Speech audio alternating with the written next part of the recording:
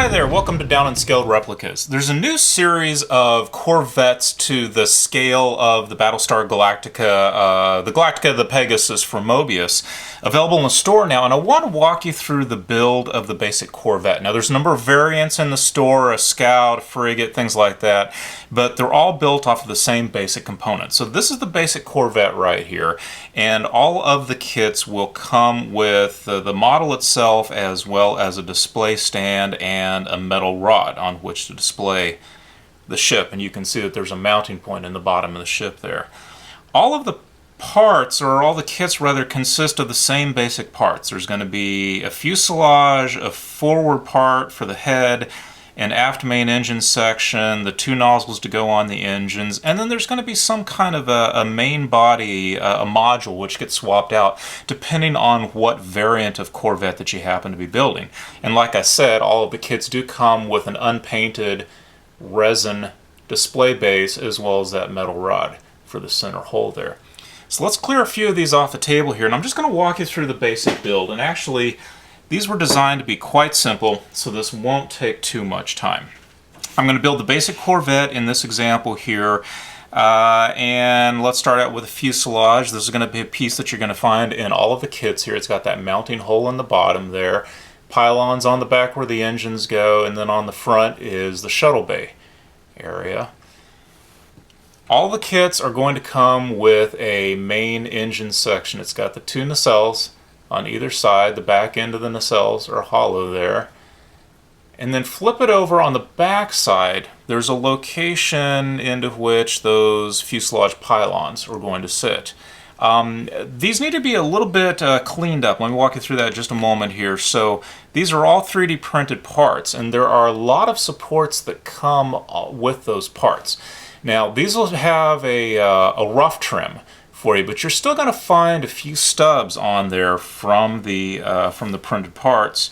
You know, here are the supports on the head, for example. Let's take a look at one of the main engine sections in as well too. You can see there's a lot of supports there, so they're going to be rough trimmed up, but there are going to be some stubs that you're going to want to deal with there. I've designed it to be as easy as possible to clean up. So on the fuselage section, for example, most of the stubs you're going to find on these mating surfaces, which will never be seen on the final kit, and those have been designed to just take a flat piece of sandpaper. I think this is 220 grit here too, just dry sandpaper, and just rub it back and forth on that sandpaper. You'll get that spot flattened out there, and that's all that you need to do. Very similar process to for all the other engine parts, or all the other parts as well too. The head will have the same issue there, mostly the flat spots on the bottom side of the head where you'll never see that. That's the mating surface with the fuselage. And there's going to be a few parts that you have to clean up here on the bottom of the main engine section as well too. So let's get back to the assembly here. So you can see here on the fuselage, let me get back into frame here, those pylons here are just going to fit right into that mating location on the main engines right there. So I've already got these cleaned up to where these are going to fit nicely. Do a lot of fit checks there. You might have to get in there with the X-Acto knife and maybe just a little tiny file to clean up a few more areas. But what I tend to do is I do use thick super glue for assembly on some of these parts here, and what I will do is I'm just going to put a drop in each of the corners here, a drop in the corner there, a drop in the corner there, and I'm going to put one right back here on the aft section and the forward section as well too. Just tiny little drops. It's really not going to take much at all. Then what I recommend is you kind of slide that into position there. Make sure it's going to butt up against both of those joints there, and then just hold that in position. Check, make sure that you're getting good fit there with the top part as well too. And really that's going to join up pretty quickly there using that super glue. If you need to, you can use some kicker just to accelerate it. But usually those parts, they'll hold together after just a few seconds there. Alright, so that looks like that's a pretty good join there on the back part. Now, what I suggest next then is you get whatever the mid module section happens to be. This is the module here for the basic Corvette. There's going to be a slightly different one, for example, for the Scout here. You can see that there's a mounting point for the radome for the Scout right there in the center. Let's take a look if I've got another part. Ah, yeah, okay, here's one for the gunboat. You can see that that's going to look a little bit different there as well too. Some location points for the large rail guns that go on top as well as on the bottom. So they're all going to be very similar, and they're all going to fit just right inside where the main engine section is. So once that's dry there, what you're going to do is you just want to butt that right up against the back of that section there. I'll get a little bit better into frame here. Now check the 3 views, check the drawings that are going to come with the kit, and make sure that you don't get this backwards. So in this particular case for the Corvette, those wings kind of point forward. See how these point forward right here? So just make sure you get that on correctly. So where I'm going to put the glue on this one is I'm going to put just a drop here where it's going to butt up against that main engine section. And then I'm going to put just a drop right here on the front where it's going to hit the main fuselage section as well. And this is where I usually get glue all over my fingers. Okay, so just butt that right up against that aft engine section there, and that should snap into place then on the fuselage as well. So again, just hold those parts together firmly to make sure that you've got a really good firm join there. Everything's sticking together really well. Alright. Now then, after you've done that, now the head part will just naturally slide into place there in the front. So that's what I'm going to do next. And don't get too much on here, because that glue will run out from underneath the head on either side. And just get him centered in there as best you can. And that's about all that you have to do. You are just about there already. You can see how quickly these are all going to come together. Alright. Coming together pretty well. Okay, you've got one more thing to do. We got to get the nozzles on the aft end here. Now, the nozzles are going to have a male part here that's going to fit inside those hollow spots on the back end. So do a lot of fit checks there. You might have to trim up and just square off that joint back there with a file.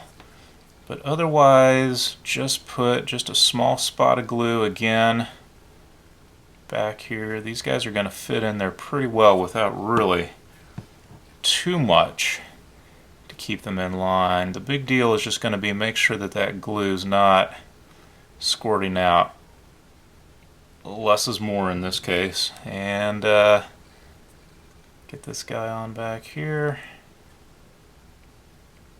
I think that's pretty well got it. I just like to check the alignment there, the alignment on top, make sure they're not just a little bit sideways. Those look just a little sideways to me. They might rock on there just a little bit, just depending on how they were trimmed and cleaned up.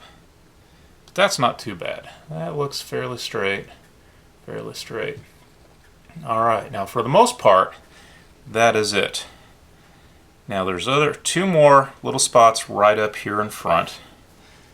And let's see here. So you're going to get a very small piece, and I forgot to cut them, of, let's pull it out right here, okay, of styrene rod here.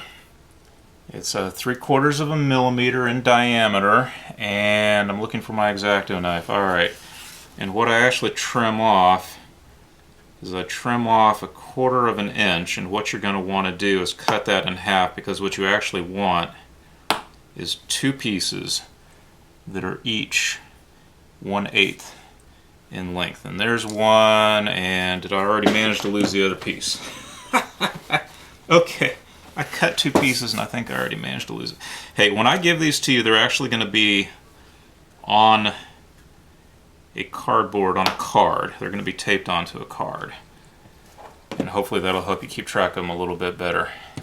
Okay, so you're going to get those two little pieces there. Hopefully you can see those little tiny pieces on my really dirty mat there. And you've got these two little nozzles up here now. Let's see, that is too thick.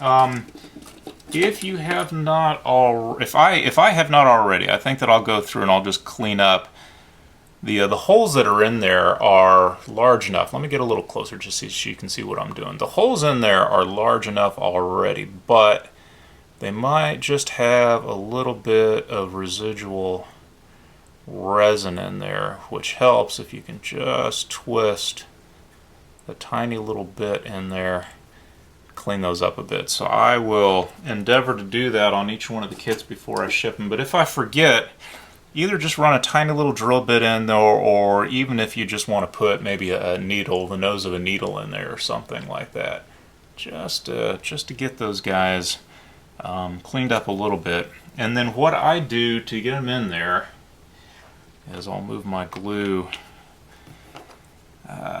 palette over here. Now I'm just going to double check and make sure that I got that opened up to where they're going to fit in there okay. I got to look at them a little bit closer. Okay, yeah. Alright, those are going to work out just fine. So what I do is I'll just put a drop of the thick glue on my palette there. Now I think I'm done with the glue. I'll put that away. And then, okay, tiny little tweezers. Get a pair. You'll never be sorry. I got these at a model show actually, but you know, you can find them on eBay, places like that. Alrighty. And now I'm just going to get it in there. Hopefully I'm doing that in frame and you can actually see that. Okay.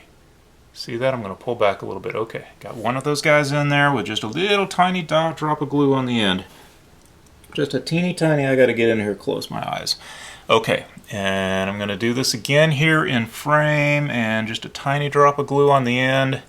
Actually, it's not going to take much to get it to sit in there and to stay. Okay, alright. So here we go.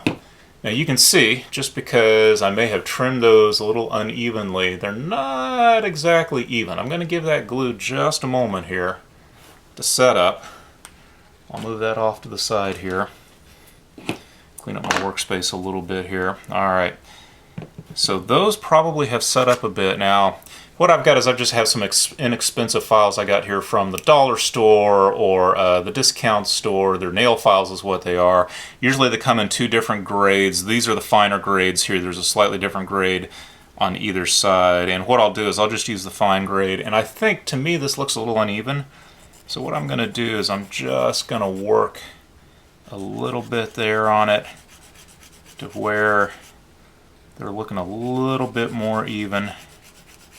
It's not difficult, obviously, to sand little 3/4 millimeter diameter styrene rod. And then what I'll do again with the fine grit, I'm just going to give it a few passes on the side there to take a bit of a ridge off from around it. This is all just really gentle work. Just kind of round off that end a little bit is all I'm doing. Okay, I think that looks a little bit better. I think that looks a little straighter maybe. There, yeah, not too bad. Okay, so now the other thing that you are going to get is you're going to get guns. So for example, this one is going to come with 3 big rail guns and it's going to come with 4 point defense batteries on here as well too. I stop at this point. I would suggest, if you haven't already, wash all the parts, not because there's going to be mold release or anything like that on them, but you want to get all the sanding dust off of here before you begin to paint the parts. So I suggest that if you haven't done it already, wash the parts. I have actually done that. Now, what did I do with those rail guns? They're sitting around here someplace. Hang on. Let me go get those. And what I am going to give to you here is I'm going to give you 6 rail guns. These are dual barrel rail guns, and half of them are going to be in the stowed position and half of them are going to be in the elevated position. You only need 3 of them, and you're going to have 3 of each of those, so you can choose how you display the guns. You can mix and match however you want to do. And then you only need 4 of these little tiny point defense batteries. Let me get them in here. There we go, in frame. You're only going to need 4 of these guys, and again, what I'm going to do is I'm going to give you 4 that are elevated and 4 that are stowed, and you can mix and match however you want to. What I tend to do is I go ahead and I paint these guys while they're still on the supports. from the 3D printer. So you're going to get both of these actually on supports, exactly as you see them here.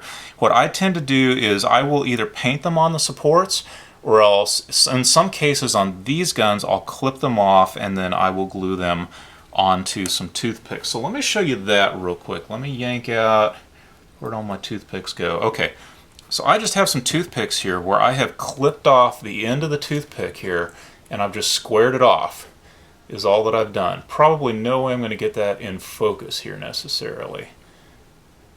I have squared off the end of that toothpick there. Yeah, he's just not going to get into focus. You know what I'm talking about though.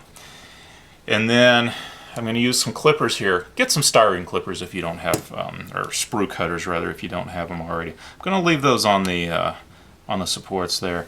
For this guy here, you know, I really like the look of the elevated guns, and maybe, I don't know why that is. Maybe it's because you can't get those in with the injection molded Mobius kits. So I really like them. So what I'm going to do is I'm going to carefully clip those off the runner here. Just work very carefully with the sprue cutters. At some point, once it becomes loose, it's going to have a tendency to fly.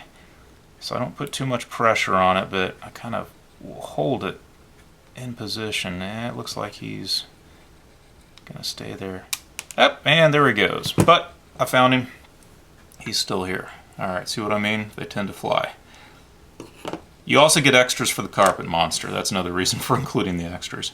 Okay, so this guy, he clips out fairly well. We're looking at the bottom side of him right here. Hopefully that's going to get in focus here at some point. So what I'm going to do is I am going to trim up just a few little spots here. There's a spot on the side there. I don't know if you can see that or not. I'm going to trim that up. And typically what I do is I have a little tiny file here. Let's grab that guy out of here. Just one of these really tiny micro files.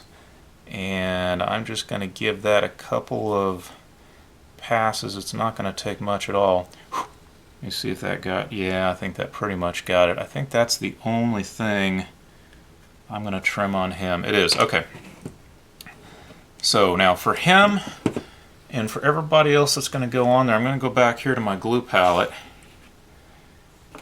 And no, I'm going to change my mind here. Actually, what I like to use in this case is if you can find one of these gel glues right here. Boy, I have discovered these things and I've been using them for about a year now. Oh, I love them. So what you can do with the gel glue is you can get a nice little, helps if I shake it up a little bit, you can get just a nice little controlled bead of super glue right on the end there. Really nice. And what I have found is with this gel glue, man, this stuff sets up just almost instantaneously. And I'm going to just touch it to the end of that locating peg and just hold it there for just a moment. And come on, I wasn't quite touching it. Just going to hold it there for a moment, and since this is being filmed, it probably won't work this time, but typically, as long as I'm holding it there for a moment, I can pick, he's just not setting up. I'm just going to hold him there for another moment. This usually sets up a little bit more quickly, but naturally because I'm taping this, it's not doing it. Here we go. Alright. Now then, he is stuck right on to the end of that toothpick. And I've got just a little styrofoam block here that I use for just such a thing. I'm going to do that to his buddies, and this is how I'm going to hold them as I paint them. And then what I do with these guys here is I've got just little cards here. These are actually business cards, but you know, if you get just a little corner of a cereal box or just some little kind of stiff piece of cardstock, chipboard, just enough to hold it there. That gives me something to hang on to while I'm spraying these guys as well too. Alright, we've got a good start on things here. I'm going to glue up the other two rail guns and then I'll meet you over at the paint booth in just a minute. So welcome to my rather dirty paint booth here. I've been painting all weekend, and so it really shows. The first thing I've done is I've already primed the display base, the resin medallion here, and what I've used is white, Tamiya's fine surface primer. Grab the fine surface primer, really leaves a very nice finish. You don't need to do any sanding once you've got that primer on there. So this is going to form a really nice base for what I'm going to do next with this particular medallion. We'll get to that in a few minutes. For the model itself, I'm going to use the gray fine surface primer because I'm going to do a paint finish on the ship that is gray. So it's a really good job to go ahead and put the gray primer on there. And again, get the fine surface primer. There's just a regular surface primer. It leaves kind of a rough texture to the primer once you put it on there, and really it's going to work best if you have the opportunity to sand that. But for very small details like we have here on this kit, you're going to want to use the fine surface primer because it leaves a very nice smooth finish, and you're not going to have to do any sanding before you start putting down your color coats on this. So what you've not seen is me shaking this for about 2 minutes to get it all ready to go. And I've mounted the ship itself on just an 1/8 inch piece of dowel rod here. You can see I've got my rail guns ready to go, and then I've got the point defense gun batteries ready to go.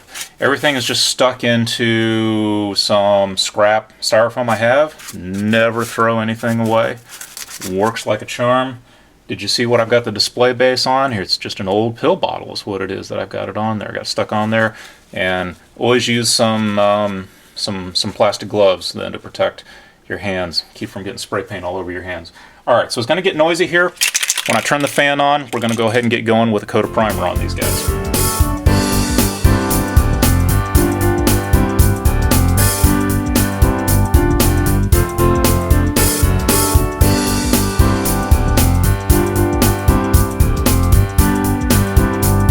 Is a lacquer-based primer, so it's going to dry very quickly, so we can go ahead and get started with some of the base colors on the kits. Now, for these Corvettes, I've been painting them two basic colors. I'm using Model Master acrylic paints here. I'm using their Gunship Gray as a base coat. You can see my little paint sample here. I always make a paint chip of any new paint when I use it. So I'm using their Gunship Gray as my base coat, and then I'm going over it with a light coat of the Light Ghost Gray to lighten things up, to highlight the details. And so what we'll start out here is with the Gunship Gray. I have found these are tattoo ink cups. Now these are the mid-size. You'll find a small, medium, and large, and I believe that these are the middle size. Let me check here because I've got both. Yeah, these, well, no, actually, I think that these are the large size, actually. They've ended up actually being a fantastic resource for mixing small batches of paint for my airbrush. Now, I've already been using this paint today, so it's already pretty well stirred up. I'm just going to give it one more quick stir with a coffee stir stick. But if this was the first time I was using this paint here in a week or two, what I would use is my paint mixer. Now really, I was a skeptic, but I got one of these as a freebie with another order. I am sold. This is the only way that I will mix paint. I have seen this stuff resurrect paint that I thought just is going to have to be tossed. I did not think it was even salvageable, but man, this really works. It's unbelievable. But I've just been using this paint, so I'm just going to freshen it up by stirring it a little bit there. I'll set that aside. And then I've got just a little glass dropper, and all I'm going to do is put a few drops in here. It takes an unbelievably small amount of paint. Okay, there's like 3 lines in here, and I have filled this up kind of to the bottom line on there, the lowest line. So get that lid back on there because I will spill it. So I have a custom concoction, and it's sort of getting worn off of there, but it is a custom concoction of retarder here, and you just follow the directions on this bottle. I think it's like a drop of this mixed with a flow aid right here. This is it right here. And again, you can read the instructions on the 2 bottles there, but it's just a custom mix of the flow aid and the retarder along with water. And what that's going to do This is going to do what it says. It's going to break the surface tension there, just a few drops of that there. And it's going to prevent it from drying in the airbrush or drying as an aerosol between the airbrush and the surface of the model. And then I'm just going to add some, it's almost generic acrylic airbrush thinner is what it is. But I found if I only use this, it still dries too quickly for my taste. So I like to put that retarder and flow aid in there.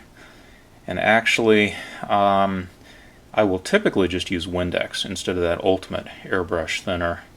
I just happen to have some of that on hand, so I'll use that. But Windex actually works just as well. Alright, so this is far more paint than I'm actually going to need. I probably could have done 2 or 3 of those Corvettes with this much paint. I'm going to put this in my airbrush and go ahead and get it on the model.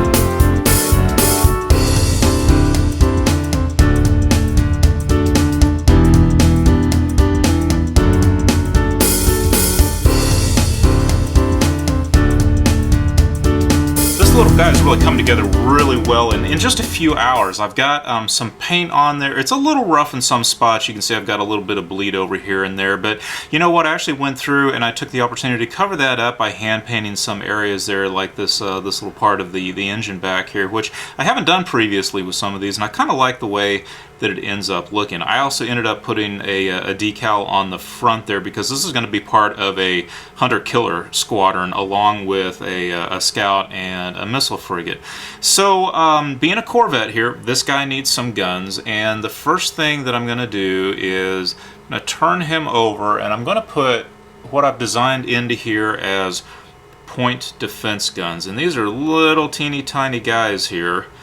You can see how small these are that I'm working with. Now I like, there's 2 versions here. There's a version that's stowed and a version that have a 30-degree elevation. This guy right here that I'm handling is the stowed one, so he's going to sit flat. These guys both are the elevated ones here. I don't know if it's easy to see those. We're gray on gray here, a lot of gray going on here, but I thought since I just got done with those decals, I'd go ahead and do this over here where I normally do decals. Otherwise, we'd normally do this over on the green cutting mat. But all right, so these little guys are going to go in these stations right here. And what I like to use is this gel super glue because it tends to get these guys adhered just immediately. I'm going to get just a little spot. I'm almost out of this stuff here, so see if I can still get any out. Yeah, just a little dot there and a little dot there.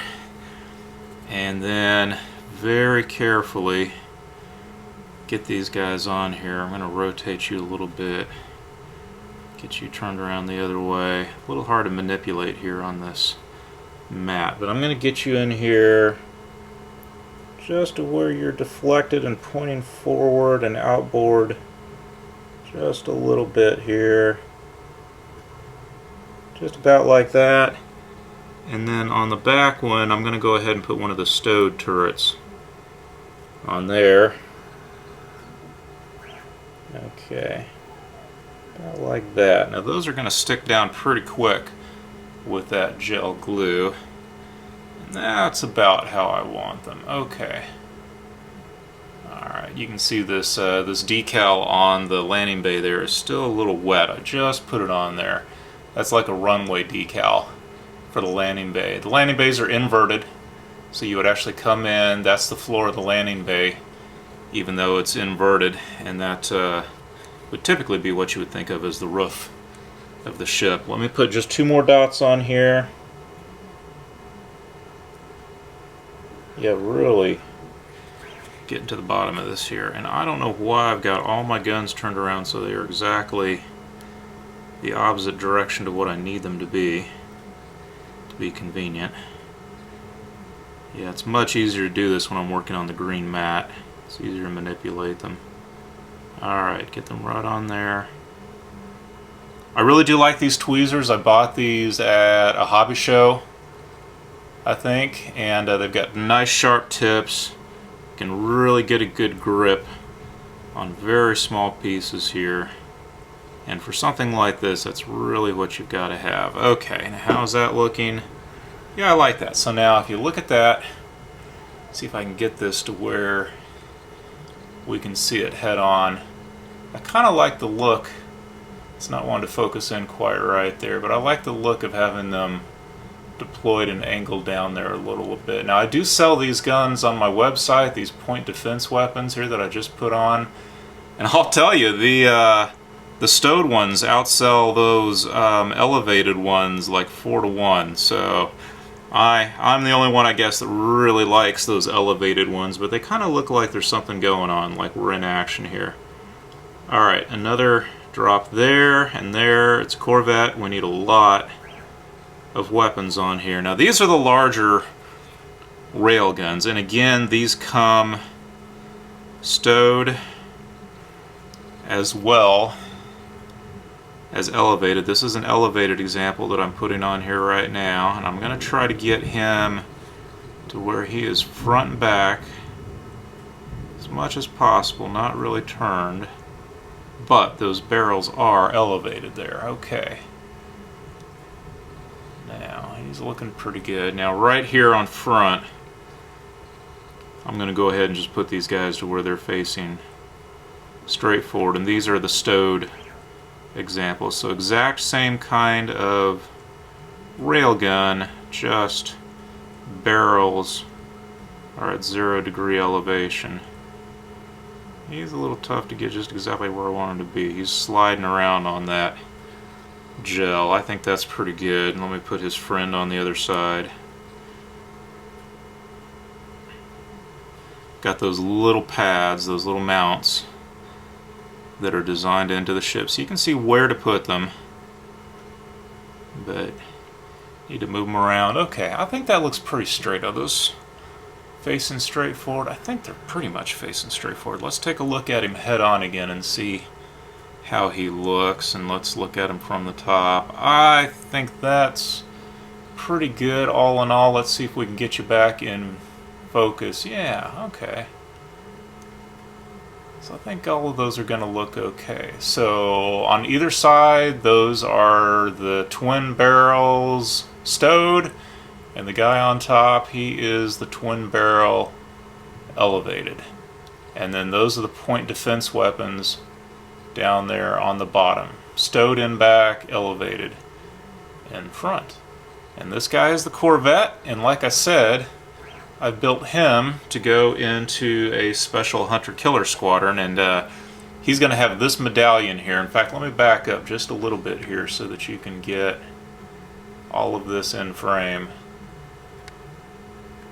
So all of these Corvettes of whatever flavor they happen to be are going to come with some sort of a medallion. This one comes with a Corvette medallion. They also come with, if I can find one sitting around here, a metal rod for that stand. I had one floating around here a while ago. I'm not seeing it now. Ah, here it is.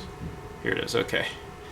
So they all come with a 1/8 inch metal rod that fits into there.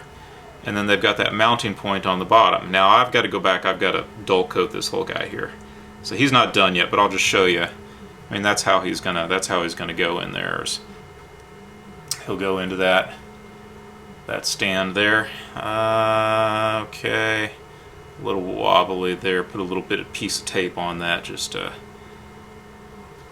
get him firmed up. So now, like I said, I had designed him to go into a squadron. I've designed him to go along with this particular scout. This is a slightly different variant to the Corvette. Let me see if I can get him in frame here.